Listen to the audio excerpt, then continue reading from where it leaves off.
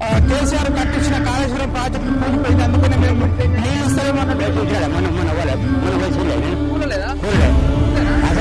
Kaleshwaram project కట్టిండు, రైతులకు ఎలాంటి ఉపయోగం లేదన్నట్టు మాట్లాడుతూ ఉన్నారు. నేను ఎక్కడ తీసుకొచ్చి నీళ్ళు ఆయన తీసుకొచ్చిన నీళ్ళు అవి కొత్తగా తీసుకొచ్చి ఊళ్ళిందో అన్నాడు కాళేశ్వరం కాళేశ్వరం పిల్లలు ఆడు కొద్దిగా పనులు పట్టిందట, కొద్దిగా పనులు పట్టడానికి పిల్లలు ఊళ్ళిందని పెద్ద చేసి దాంతో చేసిండు.